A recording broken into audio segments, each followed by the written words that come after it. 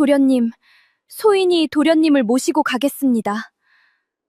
유배를 떠나는 새벽, 여종 단이가 마당에 엎드려 그리 아뢰었지요. 윤대감도, 떠날 채비를 하던 도련님 재겸도 모두 걸음을 멈추었습니다. 유배란 주인이 가는 길이었습니다. 멀고 험하여 한 번 떠나면 살아 돌아오기조차 어려운 길이었지요. 그런데 어찌하여 이 여종은 스스로 그 길을 따라가겠다 나선 것일까요? 한낱 종의 몸으로 죄인을 따라가 무엇을 얻겠다는 것인지 보는 이마다 고개를 갸웃거렸습니다. 허나 다니의 눈빛만은 조금도 흔들림이 없었지요. 그 눈 속에는 아무도 모르는 비밀 하나가 깊이 잠겨 있었습니다. 구독과 좋아요를 눌러주세요. 어디서 듣고 계신지 댓글 남겨주세요. 행복과 좋은 기운을 담아 보내드리겠습니다. 지금부터 이야기 시작합니다. 이야기는 내해전으로 거슬러 올라갑니다. 그때 다니는 다니가 아니었습니다. 설인이라는 이름을 가진 14살 어린 처녀였지요. 아버지는 작은 고을의 원님이었습니다. 벼슬은 높지 않았으나 욕심이 없고 곧기로 소문난 분이었지요. 백성의 곳간을 제 곳간보다 먼저 살피는 분이라 고을 사람들은 그를 어버이처럼 따랐습니다. 설이는 그런 아버지가 더없이 자랑스러웠지요. 마당에는 늙은 살구나무가 한 그루 서 있었습니다. 봄이면 그 아래에서 어머니가 꽃을 따 떡을 빚었고 오라버니는 글을 읽었지요. 설이는 그 곁에서 바느질을 배웠습니다. 가난해도 웃음이 끊이지 않는 집이었지요. 끼니가 빠듯한 날에도 아버지는 굶주린 이웃에게 먼저 쌀을 덜어주었습니다. 곳간이 비더라도 사람의 도리는 비울 수 없는 법이다. 아버지는 늘 그리 말하며 설인의 머리를 쓰다듬었지요. 어느 겨울밤에는 문 앞에 쓰러진 떠돌이 노인을 손수 방에 들여 따뜻한 죽을 먹였습니다.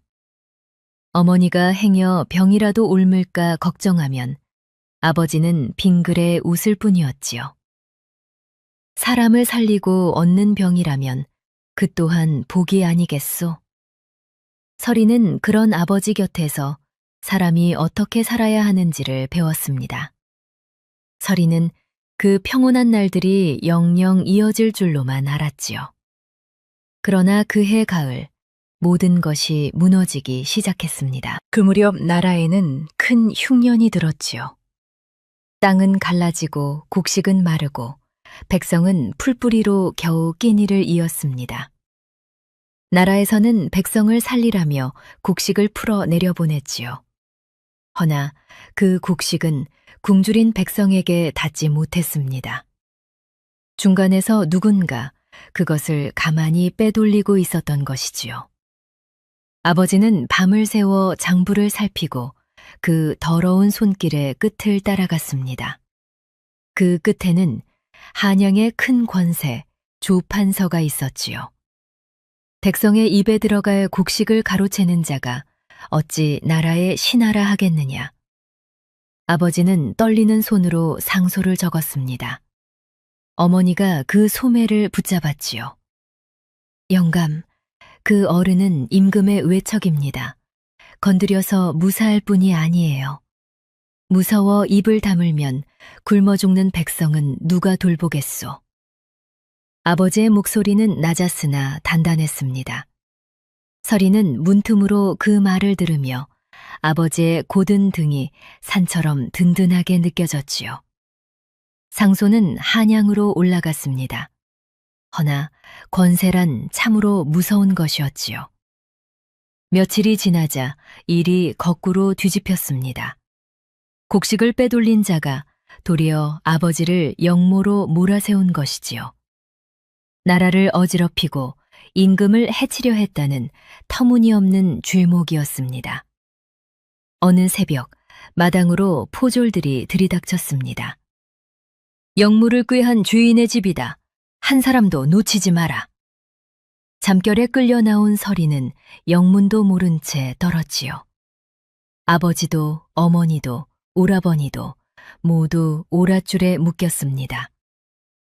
우리 아버지는 죄가 없습니다. 이것은 누군가의 모함이에요. 서린이 소리쳤으나 아무도 그 말을 들어주지 않았지요. 온 식구가 한양으로 끌려갔습니다. 옥에가 친 지 열흘이 지났습니다. 끌려 나온 증인들은 하나같이 거짓을 늘어놓았지요. 돈에 입을 판 자들이었습니다. 아버지가 아무리 결백을 외쳐도 판결은 이미 정해져 있었지요. 영모죄로 일가를 모두 벌한다는 무서운 명이 떨어졌습니다. 형장으로 끌려가던 날, 서리는 온몸이 사시나무처럼 떨렸습니다. 14살 어린 처녀가 견디기에는 너무도 큰 두려움이었지요. 아버지가 먼저 끌려나갔습니다. 아버지! 서린이 목 놓아 불렀으나 포졸이 그 앞을 막아섰지요. 이어 오라버니가 그리고 어머니가 차례로 끌려나갔습니다. 서린은 눈을 감을 수조차 없었지요. 온 가족이 눈앞에서 쓰러져가는 것을 그저 바라볼 수밖에 없었습니다. 세상이 통째로 무너져 내리는 것만 같았지요.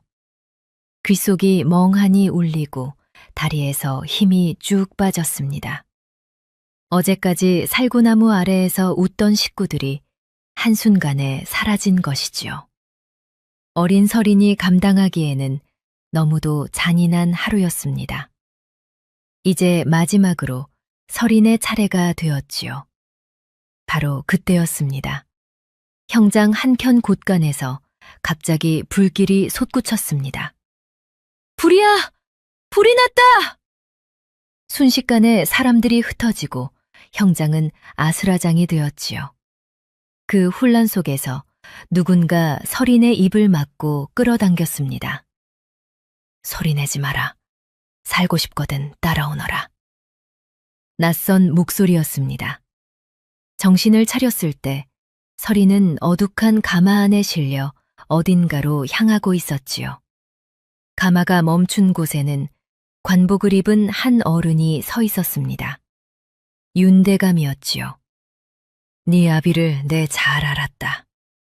굳은 사람이었지. 참으로 억울하게 갔구나. 윤대감의 목소리에는 깊은 한숨이 배어 있었습니다. 허나 너는 이미 죽은 사람으로 되어 있다. 살아있는 것이 알려지면 너도 나도 무사하지 못해. 오늘부터 너는 내 집의 종 단위로 살아라. 그것만이 너를 지킬 길이다. 서리는 그 앞에 무릎을 꿇고 고개를 숙였지요. 그날부터 서리는 죽고 여종 단이가 태어났습니다. 밤마다 단이는 홀로 작은 방에서 소리 죽여 울었습니다. 아버지도 어머니도 오라버니도 모두 떠나고 자신만 남았지요. 허나 단이는 마음 깊은 곳에 단단한 다짐 하나를 묻어두었습니다. 이것은 복수가 아니었지요. 언젠가 반드시 아버지의 누명을 벗기고 그 고든 이름을 다시 세우겠다는 것. 14살 어린 처녀의 작지만 결코 꺾이지 않을 결심이었습니다. 윤대감의 집에서 단이의 새 삶이 시작되었습니다. 단이는 매일 새벽 가장 먼저 일어났지요. 불을 지피고 물을 깃고 마당을 쓸고 상을 차렸습니다. 손은 트고 발은 부르텄지만 단이는 한 번도 불평하지 않았지요. 살아있다는 것, 그것만으로도 갚아야 할 빚이라 여겼기 때문입니다. 다른 종들은 그런 단이를 두고 말이 없는 아이라 했지요. 허나 단이의 침묵 속에는 누구도 짐작 못할 불씨가 숨어 있었습니다. 밤이 깊어 다른 종들이 잠들면 단이는 홀로 어두운 방에 앉아 어둠을 응시하곤 했지요. 눈을 감으면 그날의 형장이 아버지의 마지막 뒷모습이 어김없이 떠올랐습니다. 잊지 말자. 결코 잊어서는 안 된다. 단이는 제 손등을 꼬집으며 그리 되뇌었지요. 슬픔에 무너지지 않으려 슬픔을 그렇게 칼처럼 벼렸던 것입니다. 어느 날 단이는 윤대감의 서재를 치우게 되었습니다. 먼지를 털다 책상 위에 놓인 문서 한 장이 눈에 들어왔지요. 형조에서 온 옛 사건의 기록이었습니다. 단이의 손이 저도 모르게 멈췄지요. 거기 적힌 한 이름이 가슴을 쿵 때렸습니다. 지난날 아버지를 영모로 몰던 거짓 증인의 이름이었지요. 그런데 그 같은 이름이 다른 사건에도 또 다른 사건에도 똑같이 적혀 있었습니다. 한 사람이 어찌 이리도 여러 영모를 보았단 말인가. 단이의 눈이 가늘게 떨렸지요. 가슴 속에서 무언가가 쿵 하고 내려앉았습니다. 어쩌면 아버지를 죽음으로 몬 그 거짓이 우리 집안 하나로 끝난 일이 아닐지도 모른다. 같은 손이 같은 수법으로 또 다른 죄 없는 이들을 삼켜왔을지도 모른다. 그 생각이 들자 단이는 온몸이 서늘해졌지요. 그리고 동시에 오래 잠들어 있던 결심이 다시 뜨겁게 깨어났습니다. 그날부터 단이는 달라졌습니다. 서재를 치울 때마다, 심부름으로 관아를 드나들 때마다 눈과 귀를 활짝 열어두었지요. 밤이면 작은 종이에 그날 보고 들은 것을 깨알같이 적었습니다. 같은 증인, 비슷한 죄목, 사라진 재산이 흘러간 곳, 조각조각 흩어진 것들을 단이는 하나씩 꿰어 맞추어 갔지요. 들킬까 두려워 종이는 치마 속 깊이 감추었습니다. 그렇게 한 해가 가고 두 해가 가고 어느덧 세 해가 흘렀지요. 단이는 어느새 17 고운 처녀로 자라 있었습니다. 그리고 치마 속 종이 뭉치도 제법 두툼해져 있었지요. 세 해째 되던 봉이었습니다. 대문 밖이 시끌벅적하더니 반가운 외침이 들렸지요. 도련님이 과거에 급제하셨다. 어서 나와보거라. 윤대감의 외아들 재겸이 한양에서 돌아온 것이었습니다. 사간원의 자리를 얻은 22의 젊은 선비였지요. 집안에 큰 잔치가 열렸습니다. 단이도 음식을 나르며 분주히 오갔지요. 상을 들고 모퉁이를 돌다 단이는 누군가와 부딪힐 뻔했습니다. 이런, 괜찮으냐? 재겸이었지요. 소인이 그만. 죄송합니다. 단이가 황급히 고개를 숙였습니다. 아니다. 내가 급히 나선 탓이지. 다친 데는 없느냐? 단이는 멈칫했지요. 주인이 종에게 이리 정중히 묻는 일은 종처럼 없었으니까요. 고개를 들자 맑고 고든 눈빛이 단이를 바라보고 있었습니다. 어쩐지 그 눈빛이 오래전 아버지의 눈빛을 닮아 있었지요. 그날 밤 단이는 종처럼 잠을 이루지 못했습니다. 오래 잊고 지내던 따뜻함이 가슴 한켠을 간지렸기 때문이지요. 부질없는 마음이다. 나는 한낱 종일 뿐인 것을. 단이는 고개를 저으며 그 마음을 애써 눌렀습니다. 허나 한 번 깃든 온기는 좀처럼 가시지 않았지요. 며칠 뒤 재겸은 아버지에게 조심스레 물었습니다. 아버지, 단이라는 아이는 어떤 사연이 있는 종입니까? 윤대감의 얼굴이 잠시 굳었지요. 억울한 일을 당한 집안의 아이다. 더는 묻지 마라. 재겸은 더 캐묻지 않았습니다. 허나 그 맑은 눈에 한 가지 의문이 남았지요. 사간원에 든 재겸은 그 무렵 묵은 사건들을 살피는 일을 맡고 있었습니다. 그리고 그 속에서 다니가 홀로 짐작하던 것과 똑같은 그림자를 발견하기 시작했지요. 재겸은 밤마다 등불 아래 옛 사건 기록을 펼쳤습니다. 파헤칠수록 이상한 것이 한둘이 아니었지요. 영모로 몰린 집안이 한둘이 아니었고 그 증인은 늘 같은 자들이었습니다. 빼앗긴 재산은 하나같이 한 곳으로 흘러가 있었지요. 그 끝에는 임금의 외척인 조판서가 버티고 있었습니다. 유독 한 사건이 재겸의 눈을 오래 붙들었습니다. 어느 고든 고을 원님이 흉년에 곡식을 빼돌린 일을 고발했다가 도리어 영모로 몰려 멸문당한 사건이었지요. 이토록 고든이가 어찌 나라를 뒤엎으려 했단 말인가. 앞뒤가 도무지 맞지 않는다. 재겸은 미처 알지 못했습니다. 그 사건이 바로 제 곁에서 묵묵히 시중을 드는 다니의 집안 일이라는 것을요. 이것은 우연이 아니다. 누군가 죄 없는 이들을 엮어 죽이고 그 재물을 삼킨 것이다. 재겸의 손끝이 부르르 떨렸지요. 젊은 선비의 가슴에 불의를 보고 참지 못하는 피가 끓어올랐습니다. 재겸은 붓을 들어 상소문을 적기 시작했습니다. 지난날의 영모 사건들에 깊은 의문이 있으니 다시 살펴주십사 하는 글이었지요. 윤대감이 그 사실을 알고 한달음에 달려왔습니다.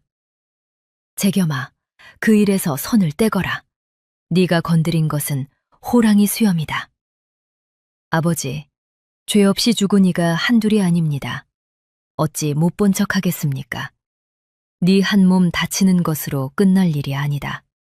집안이 통째로 화를 입어. 그래도 옳은 일은 옳은 일입니다. 재겸의 목소리는 떨렸지만 물러섬이 없었지요. 부엌문 뒤에서 그 말을 엿듣던 다니는 두 손으로 입을 막았습니다. 가슴이 뜨겁게 차오르고 눈가가 시큼해졌지요. 세상에 자신과 같은 진실을 좇는 이가 또 있었던 것입니다. 상소가 올라가자 조정은 발칵 뒤집혔습니다. 감히 끝난 영모 사건에 의문을 달다니 이는 조정을 업신여기는 짓이요. 조판서를 따르는 무리가 벌떼처럼 들고 일어났지요. 증거도 없이 함부로 입을 놀린 죄, 엄히 다스려야 하옵니다. 젊은 재겸은 조정 한복판으로 불려나갔습니다. 내게 그만한 증거가 있느냐? 더 살피면 반드시 드러날 것입니다. 증거도 없이 상소를 올렸단 말이냐? 호통이 대전을 울렸지요. 결국 무서운 명이 떨어졌습니다.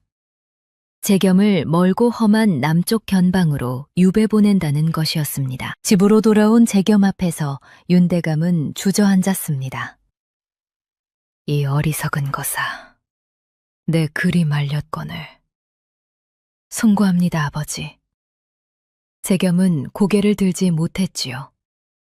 유배를 떠나기로 한 새벽이 밝았습니다. 찬서리가 마당에 하얗게 내려앉았지요. 바로 그때 한 목소리가 고요를 갈랐습니다. 소인이 도련님을 모시고 가겠습니다. 단이었지요. 모두가 놀라 단이를 돌아보았습니다. 네가 어찌? 유배는 죄인이 가는 길이다. 종이 따라갈 곳이 아니야. 도련님께서 죄 없는 이들의 억울함을 풀려다 화를 입으셨습니다. 그 뜻을 소인이 모실 수 있게 해주십시오. 다니의 눈빛이 조금도 흔들리지 않자 윤대감은 한참을 바라보다 고개를 끄덕였지요. 그래, 함께 가거라. 그리하여 다니와 재겸은 멀고 험한 유배길에 함께 올랐습니다. 한양을 등지고 두 사람은 남쪽으로 내려갔습니다. 길은 멀고도 험했지요. 제를 넘고 강을 건너고 진창길에 발이 푹푹 빠졌습니다. 한 번은 거센 물살이 흐르는 개울을 건너야 했지요. 재겸이 먼저 들어가 다니에게 손을 내밀었습니다. 내 손을 잡아라, 다나. 물살이 세니 놓치지 말고. 소인이 어찌 도련님의 손을... 지금 그런 것을 따질 때가 아니다. 어서. 다니는 망설이다 조심스레 그 손을 잡았지요. 크고 따뜻한 손이었습니다. 차가운 물살 속에서도 그 손의 온기만은 또렷했지요. 무사히 개울을 건너고 나서야 다니는 가만히 제 손을 내려다보았습니다. 도련님, 잠시 쉬었다 가시지요. 아직 견딜만 하다. 너야말로 힘들 텐데. 소희는 괜찮습니다. 며칠을 걷는 사이 두 사람의 발에는 물집이 잡혔지요. 밤이 되면 허름한 주막에 들어 몸을 뉘었습니다. 다니는 늘 제 겸의 밥을 먼저 챙겨 올렸지요. 너도 이리 와 같이 들거라. 소인이 어찌 도련님과 겸상을... 이 먼 길에 주인과 종이 어디 있느냐. 어서 앉아라. 다니는 머뭇거리다 조심스레 마주 앉았습니다. 호롱불 아래 마주 앉아 밥을 뜨는 그 밤이 어쩐지 따뜻하게 느껴졌지요. 다나, 한 가지 물어도 되겠느냐? 예, 도련님. 너는 어찌하여 이 험한 길을 자청하였느냐? 갚을 은혜라 하기엔 너무 무거운 길이 아니냐? 다니는 잠시 말이 없었지요. 도련님께서 하시려던 일이 소인에게도 남의 일이 아니었기 때문입니다. 남의 일이 아니라 재겸이 다니를 가만히 바라보았습니다. 다니는 더 말하지 못하고 고개를 숙였지요. 아직은 그 비밀을 털어놓을 때가 아니었으니까요. 다나. 예, 도련님. 나는 늘 글 속에서만 백성을 보았다. 허나 이 길을 걸으며 비로소 진짜 백성의 삶을 보는구나. 주막 한켠에 모여 앉은 사람들의 고단한 얼굴을 재겸은 오래 바라보았지요. 이들을 지키지 못하는 벼슬이라면 그것이 다 무슨 소용이겠느냐. 다니는 그 말에 가슴이 뭉클했습니다. 아버지가 살아계셨다면 꼭 저리 말씀하셨을 것만 같았지요. 호롱불이 가만히 흔들리는 깊은 밤이었습니다. 여러 날을 걸어 마침내 유배지에 다다랐습니다. 깊은 산자락에 안긴 작은 산골 마을이었지요. 마을 이장이 낡고 좁은 초가 한 채로 두 사람을 안내했습니다. 여기서 지내시오. 죄인은 날마다 관아의 일을 거들어야 하오. 알겠습니다. 초가는 다 쓰러져 가고 문틈으로는 바람이 숭숭 들었지요. 허나 다니는 소매를 걷었습니다. 도련님은 쉬십시오. 소인이 치우겠습니다. 나도 거들겠다. 둘이 하면 빠르지 않으냐. 두 사람은 함께 방을 쓸고 구두를 손보고 문에 종이를 발랐지요. 해가 질 무렵에야 초가는 사람 사는 집의 온기를 되찾았습니다. 좁은 방에 마주 앉은 두 사람 위로 산골의 첫밤이 조용히 내려앉았지요. 다음 날부터 두 사람은 산골 살림에 차차 익숙해졌습니다. 다니는 마당 한켠에 작은 텃밭을 일구었지요. 상추며 아욱이며 소박한 푸성기가 파릇파릇 돋아났습니다. 재겸은 노역에서 돌아오면 코미를 들고 다니의 텃밭일을 거들었지요. 도련님이 이런 일까지 하시면 어찌합니까? 흙을 만지니 마음이 도리어 편안하구나. 한양에선 몰랐던 즐거움이다. 땀 흘려 가꾼 텃밭에서 처음 거둔 푸성기로 밥상을 차린 날, 두 사람은 마주보며 웃었습니다. 가진 것 없는 산골 살림이었으나 어쩐지 마음만은 넉넉했지요. 이튿날부터 고된 유배 생활이 시작되었습니다. 재겸은 날마다 관아로 불려나갔지요. 돌을 나르고 길을 닦고 언 땅을 팠습니다. 곱게 자란 선비의 손은 이내 갈라지고 피가 맺혔지요. 허나 재겸은 이를 악물고 견뎠습니다. 저녁이면 지친 몸으로 초가에 돌아왔지요. 도련님, 진지부터 드십시오. 단이는 따뜻한 밥과 국을 차려냈습니다. 오늘은 좀 어떠셨습니까? 고되구나. 허나 견딜만하다. 손이 이게 무엇입니까? 약을 발라야겠어요. 단이는 재겸의 갈라진 손에 손수 캔 약초를 빻아 발라주었지요. 재겸은 그 정성스러운 손길을 가만히 내려다보았습니다. 봄이 깊어지자 산에는 온갖 약초가 돋아났습니다. 도련님, 산에 약초가 많습니다. 소인이 좀 캐오겠습니다. 혼자 다녀도 괜찮겠느냐? 산이 험한데. 걱정 마십시오. 길은 익혀두었습니다. 단이는 광주리를 들고 산을 올랐지요.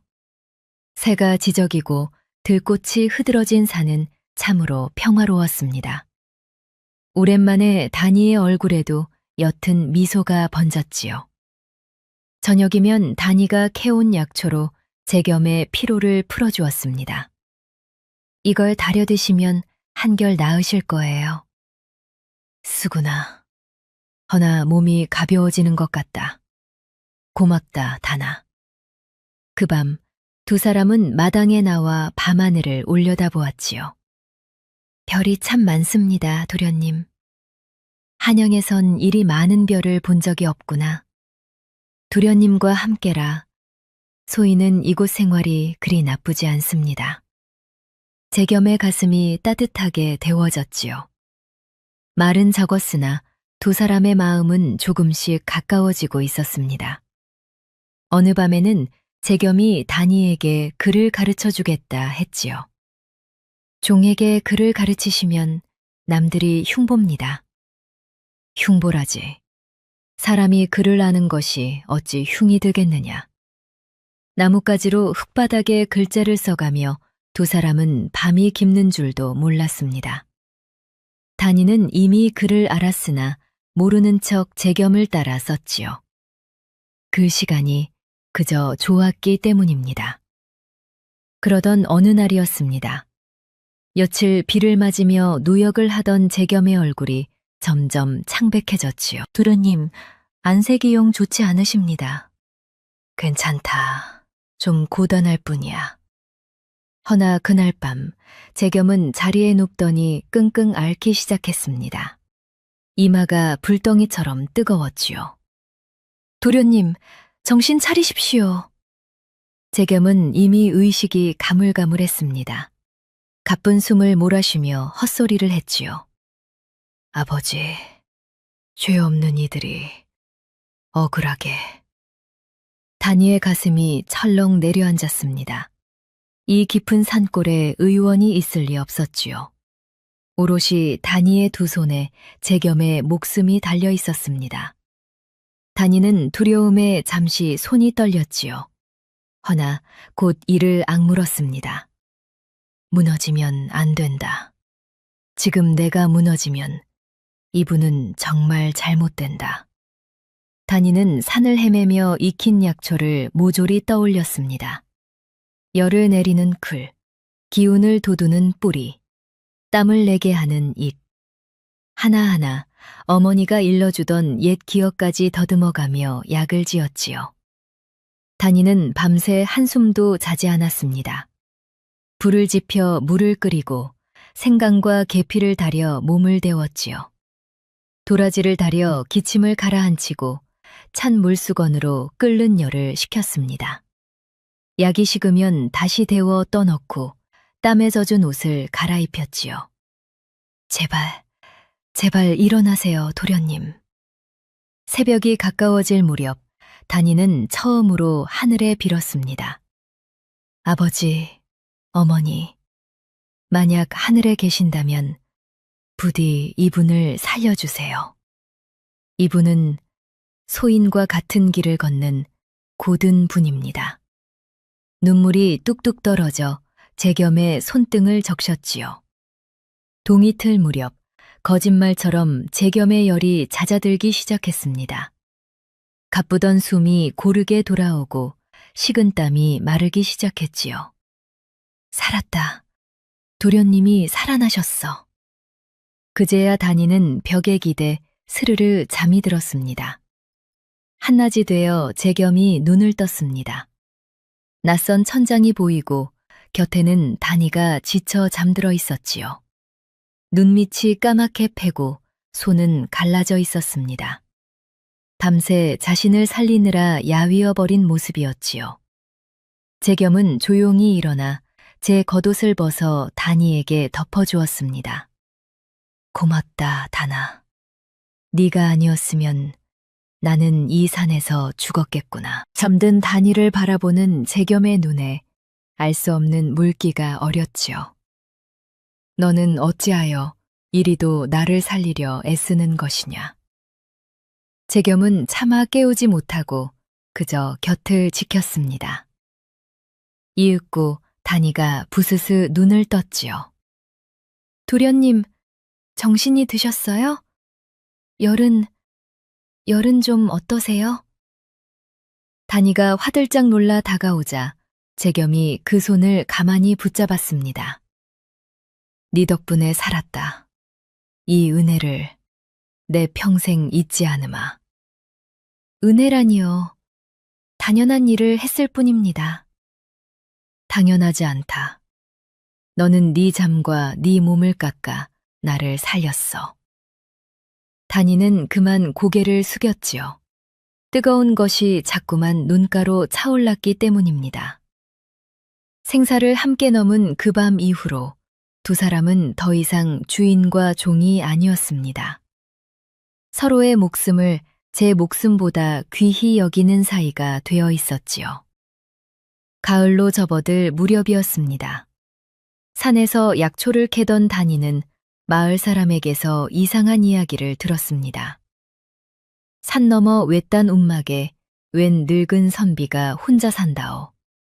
병이 깊은 모양인데 영 사람을 들이질 않아. 다니는 그 말이 마음에 걸렸지요. 며칠 뒤 다니는 약초 몇 가지를 들고 산을 넘었습니다. 깊은 골짜기 끝에 다 쓰러져가는 움막 하나가 있었지요.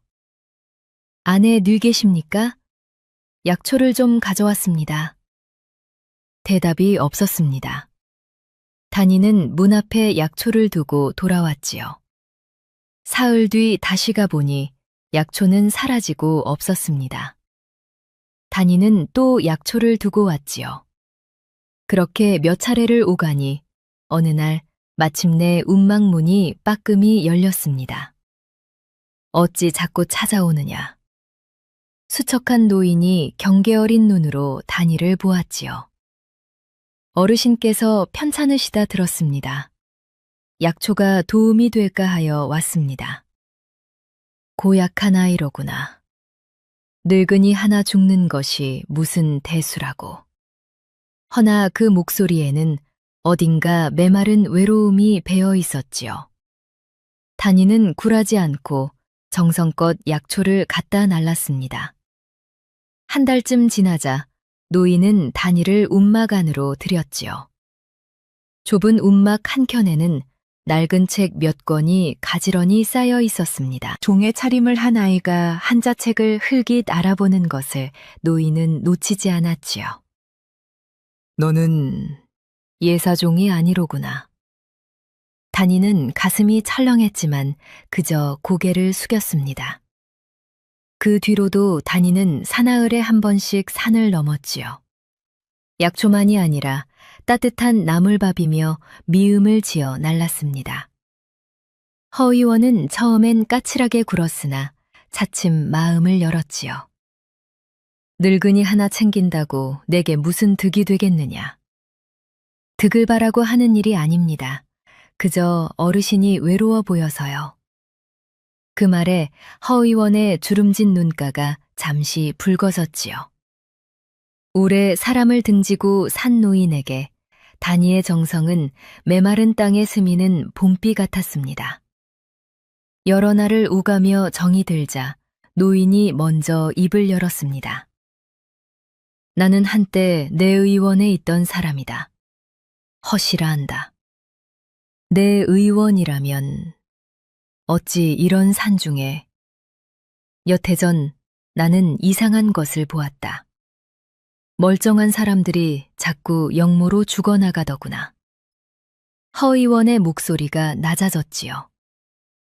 그 일을 캐다가 한밤중 괴한들이 들이닥쳤다. 간신히 도망쳐 이 산에 숨은 것이 그 뒤다. 다니의 심장이 쿵쿵 뛰었습니다.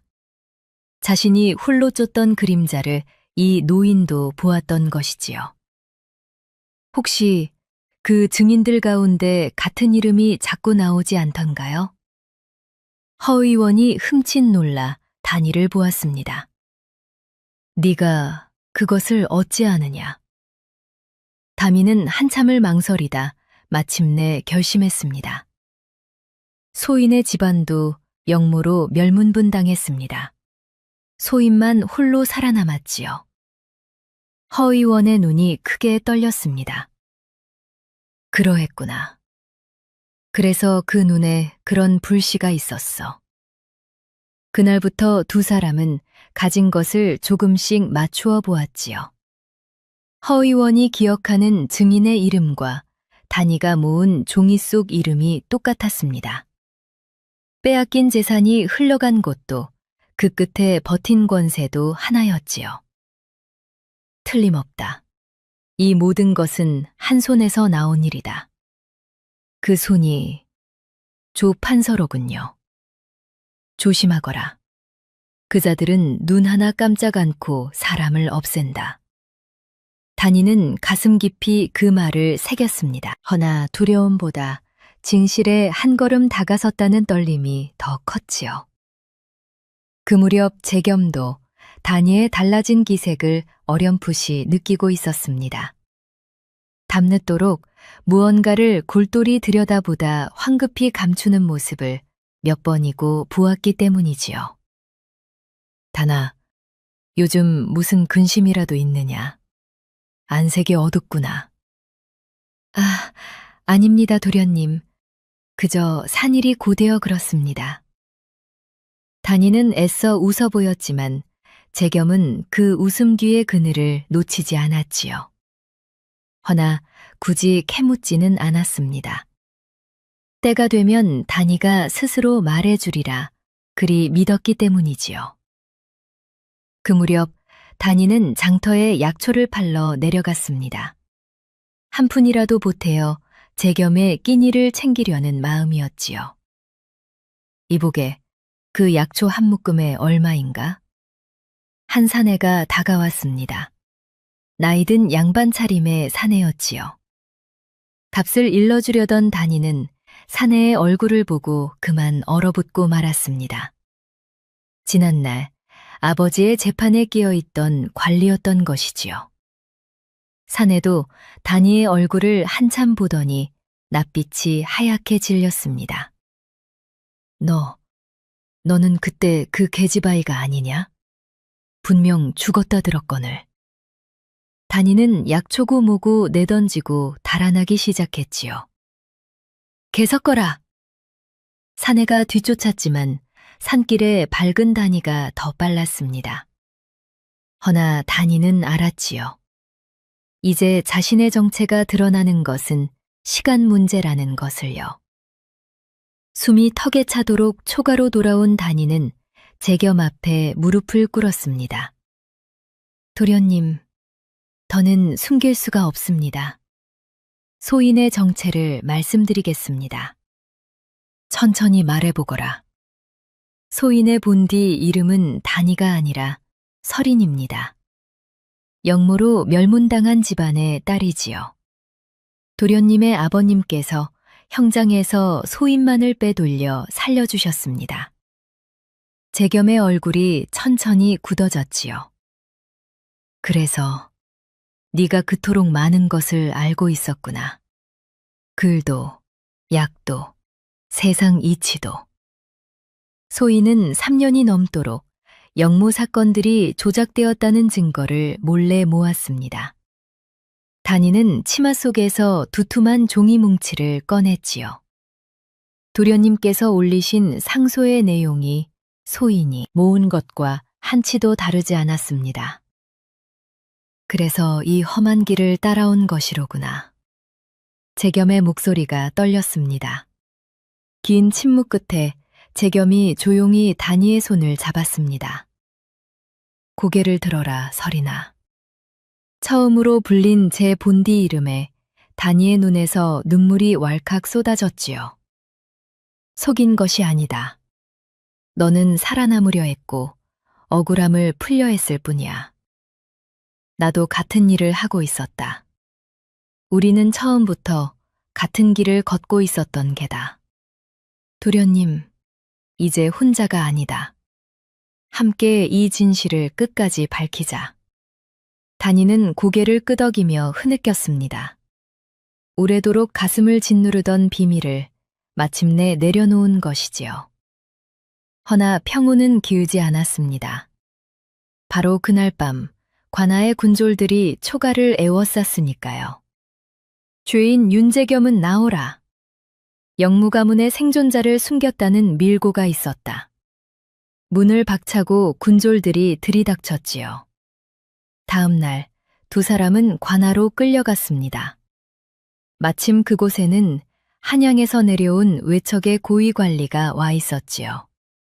조판서의 사람이었습니다. 영무가문의 딸이 신분을 속이고 살아왔다. 이는 중죄 중의 중죄다. 이 아이는 어린 딸이었습니다. 무슨 영무를 꾸몄겠습니까? 재겸이 막아섰지만 소용없었지요. 영무가문은 시를 말리는 것이 국법이다. 또한 죄인을 숨긴 너 역시 한패렸다. 관리가 차갑게 명을 내렸습니다. 두 죄인을 사형에 처한다. 한양의 허락을 받아 즉시 집행하라. 단이와 재겸은 차디찬 옥에 갇히고 말았지요. 기록이 빼앗기지 않았느냐. 재겸이 벽을 치며 탄식했습니다. 괜찮습니다, 도련님.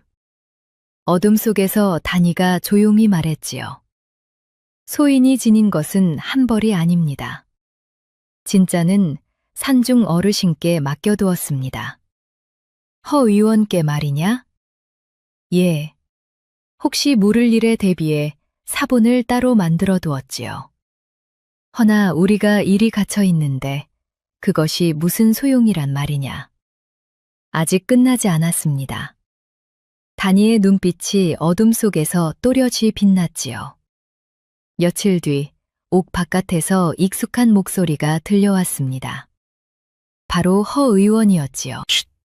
조용히 하거라. 허 의원이 옥문 창살 사이로 작은 보따리를 밀어 넣었습니다. 여기 내가 모은 증거와 네가 맡긴 사본을 한데 묶었다. 그리고 빠져나갈 길도 적어두었지. 어르신, 이러시면 어르신이 위험해지십니다.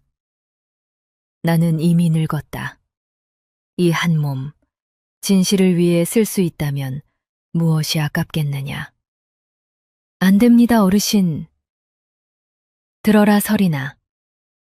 허 의원의 목소리는 단호했지요. 이건 너희 집안만의 일이 아니다. 죄 없이 죽은 수많은 이들의 일이야. 누군가는 살아남아 진실을 밝혀야 한다. 그 일을 너희가 해다오. 그 말을 남기고 허 의원은 어둠 속으로 사라졌습니다. 그날 밤이었습니다. 관아 뒤편에서 갑자기 불길이 치솟았지요.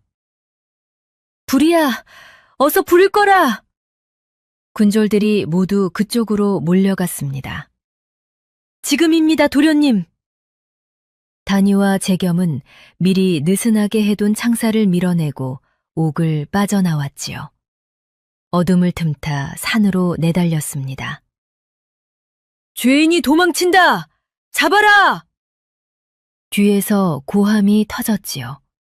두 사람은 숨이 턱에 차도록 산길을 달렸습니다.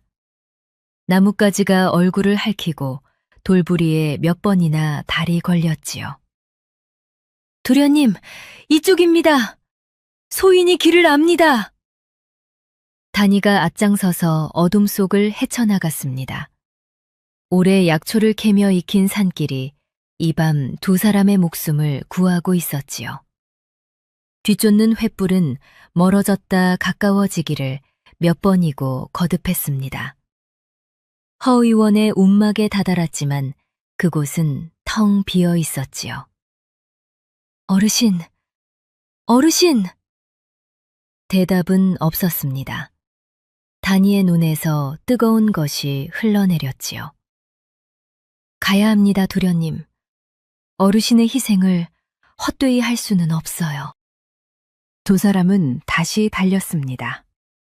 허나 뒤에서 말발굽 소리가 점점 가까워졌지요. 추격되었습니다. 달리고 달려 마침내 다다른 곳은 깎아지른 절벽 끝이었습니다.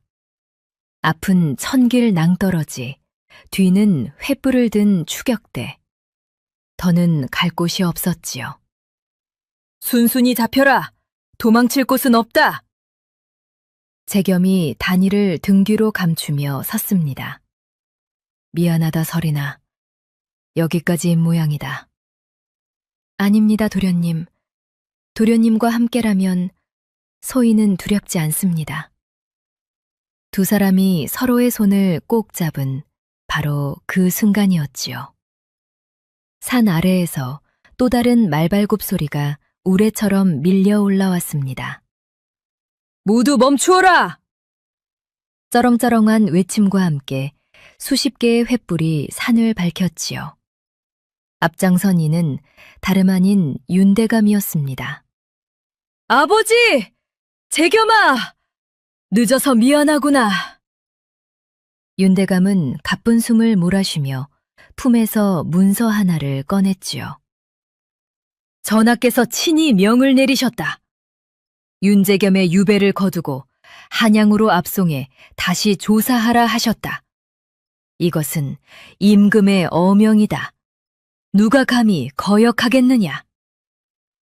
어명이 적힌 문서와 임금의 도장을 본 추격대는 슬그머니 무기를 내렸습니다. 내가 한양으로 달려가 뜻있는 대신들과 함께 전하께 모든 것을 아뢰었다.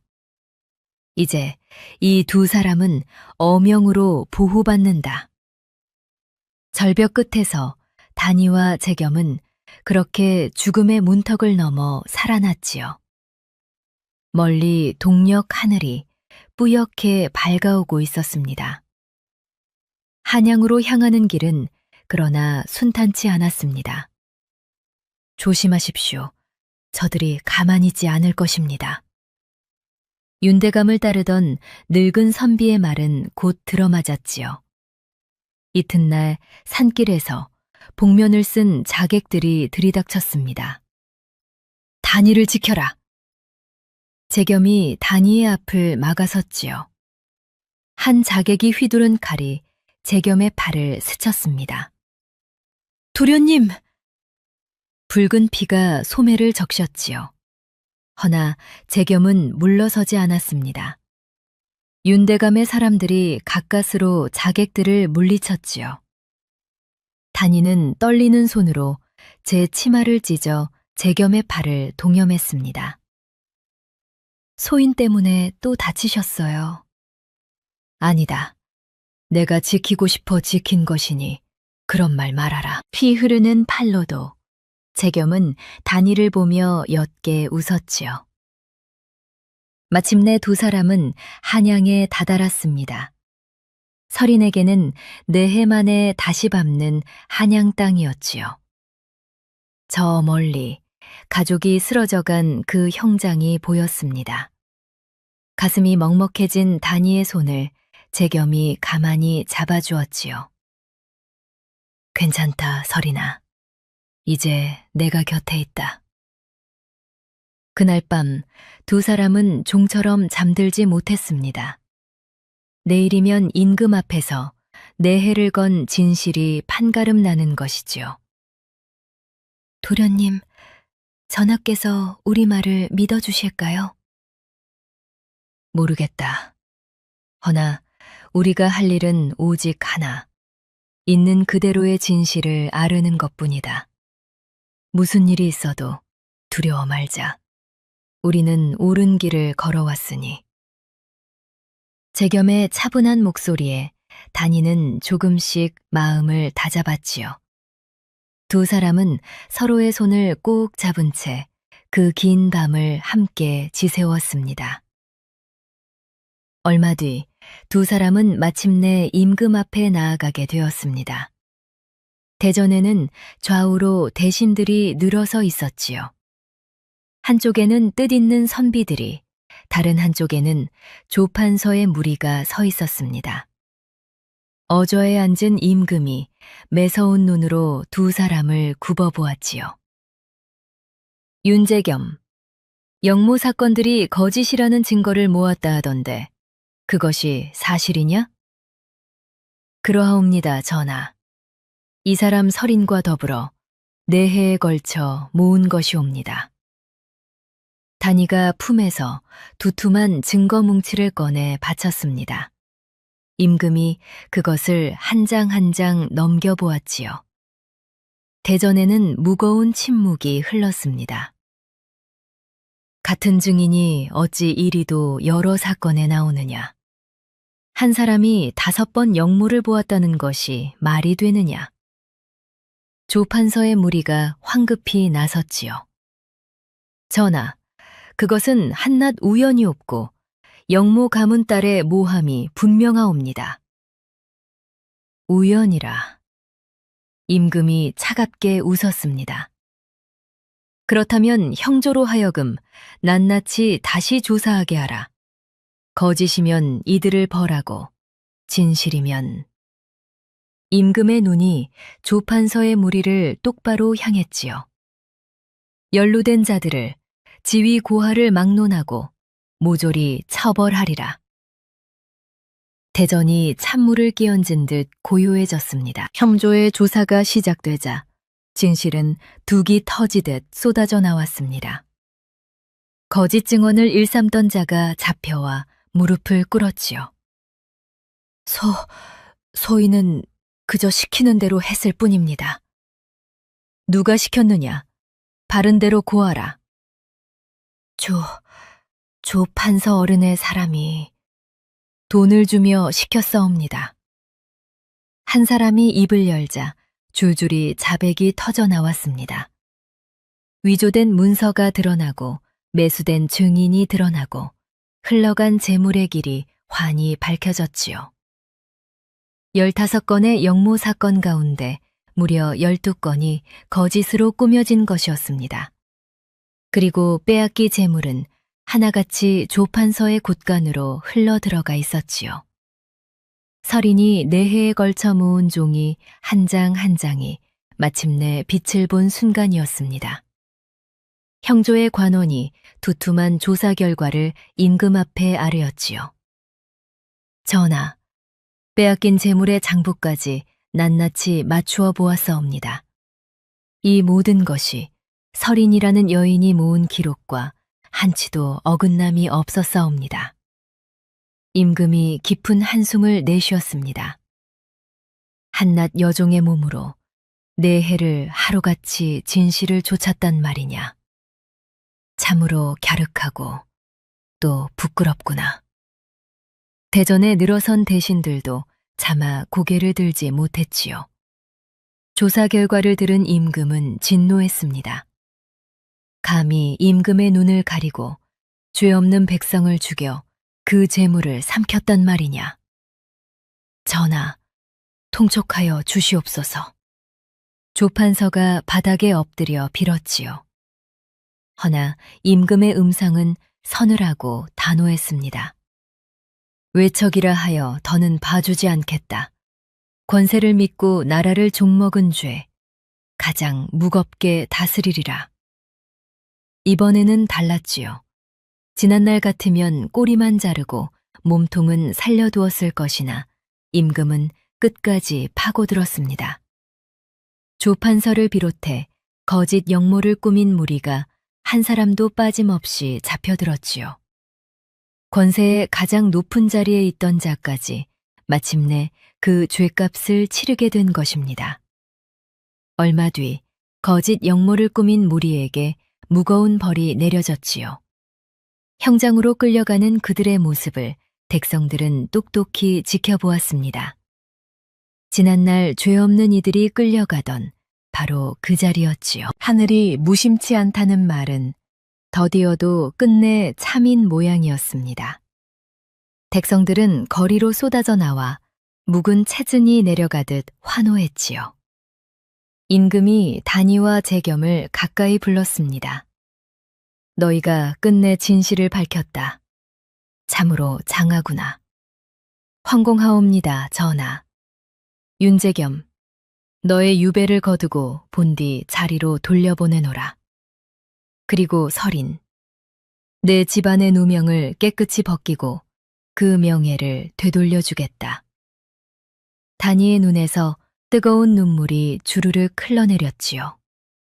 상은이, 망극하옵니다, 전하.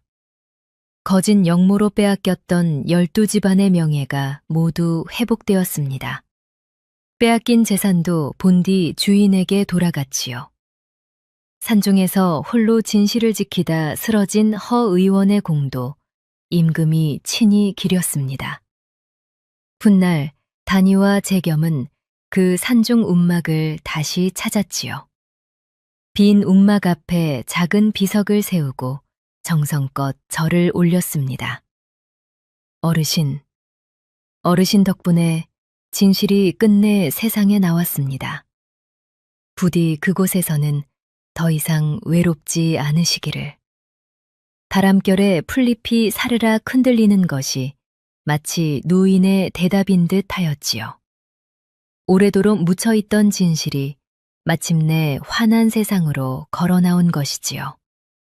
설이는 옛집터를 찾아갔습니다. 내해전 불타버린 집은 흔적조차 없고 빈터에 잡초만 무성했지요. 어머니가 꽃을 심던 자리, 오라버니가 글을 읽던 자리. 설이는 그 자리에 무릎을 꿇고 오래도록 흐느꼈습니다. 아버지, 어머니, 소녀가 끝내 누명을 벗겨드렸습니다. 바람이 불어와 마른 풀잎을 가만히 쓸고 지나갔지요. 마치 가족이 등을 토닥여주는 것만 같았습니다. 설이는 품에서 낡은 종이 한 장을 꺼냈지요. 지난 내해 가장 먼저 적었던 첫 장이었습니다. 글씨는 어리고 서툴렀으나 거기 담긴 마음만은 그날 그대로였지요. 이 한 장으로 시작한 일이 마침내 여기까지 왔습니다, 아버지. 설이는 그 종이를 가만히 가슴에 품었습니다. 길고 긴 겨울이 끝나고 비로소 봄이 온 것이지요. 얼마 뒤 설인의 곁에 재겸이 다가와 섰지요. 설인아, 이제 그 외로운 길을 혼자 걷지 않아도 된다. 재겸이 설인의 손을 꼭 잡았습니다. 나와 함께 새로운 집을 지어 살자. 부부가 되어 다오. 설인은 눈물 젖은 얼굴로 천천히 고개를 끄덕였지요. 그해 가을, 작지만 따뜻한 혼례가 열렸습니다. 뜻을 함께한 벗들이 모두 모여 두 사람을 축복했지요. 여종이었던 설이는 이제 한 사람의 떳떳한 아내가 되었습니다. 사방님, 부인. 서로를 부르는 호칭이 봄볕처럼 따사로웠지요. 재겸은 다시 벼슬에 나아가 억울한 이의 사정을 살피는 일에 마음을 다했습니다. 설이는 그런 남편을 도와 여전히 묵은 사건의 기록을 함께 들여다보았지요. 부인의 눈은 어찌 이리 밝소. 내가 놓친 것을 늘 부인이 찾아내는구려. 소녀가 오래도록 어둠 속을 걸어보았기 때문이지요. 두 사람은 마주보며 잔잔히 웃었습니다. 한 해가 지나 두 사람 사이에는 건강한 아들이 태어났습니다. 아이 이름을 무어라 지을까요, 사방님? 진실을 지키라는 뜻으로 진수라 하면 어떻겠소? 참 좋습니다. 설이는 아기를 품에 안고 가만히 미소 지었지요. 창밖으로는 그 옛날 살구나무를 닮은 어린 나무 한 그루가 3가지를 뻗고 있었습니다. 설이는 그 어린 나무를 오래도록 바라보았지요. 무너졌던 집안에 다시 새 생명이 깃든 것입니다. 잃어버린 것은 돌아오지 않았으나 새로 피어나는 것이 있었지요. 그것이 바로 모진 세월을 견뎌낸 이에게 하늘이 내리는 선물인 듯 하였습니다. 세월이 흘러도 사람들은 이 이야기를 두고 이렇게 말한다 합니다. 100번 꺾여도 끝내 굽히지 않는 마음이 있다고요. 억울한 누명은 2사람을 갈라놓으려 했지만 진실을 향한 길은 끝내 하나였지요. 그리고 그 길의 끝에서 2사람의 마음도 하나가 되었습니다. 진실은 때로 깊이 묻히지만 언젠가는 반드시 드러나기 마련이지요. 정의는 더디게 올지언정 끝내 오지 않는 법은 없습니다. 그리고 그 험한 길을 함께 걸어줄 사람이 있다면 어떤 시련도 견뎌낼 수 있는 것이지요. 오늘의 이야기가 여러분의 밤에 작은 위로가 되었기를 바랍니다. 이 이야기가 마음에 닿으셨다면 구독과 좋아요 부탁드리며 다음 이야기로 다시 찾아뵙겠습니다.